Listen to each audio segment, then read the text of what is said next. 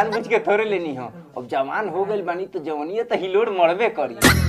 हाँ तना कुछ देखला के बादो तो तहां आँख में लाज नहीं खे कि बियाह करी कि ना करी। अभी तो चुमे लेनी हो। झाट ना कहे तन तार शादी हमार लड़वा करबो। एगो के शादियों कहनी तो 5 साल से मेहर मौक बन के बैठल बा, ना कहीं जाता ना कमाता। दिन भर साला मेहरारू के संगे कुचुर पुचुर कइले रहता। चल साला चल के देख भैंस के नाथ पर बैठला के ना। चल ना चल। चलो साले चलो, तोहरा इज्जत के तो खमिए ला। साला फिर अभी बैठले बड़। चल ना साला चल। चल तनी दियो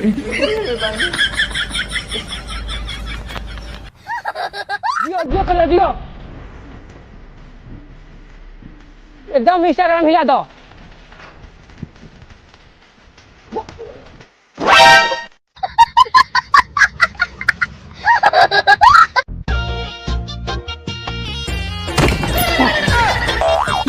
बनाओ सरो वीडियो बनाओ।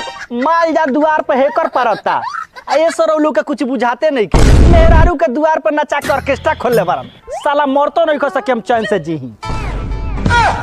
फेन कह देता नहीं हमारा उड़ी ताक के कहलता एकदम मुका में तोरे गन दिखा देम। बियाह ऊपर कइले बारो माजा उ मारता।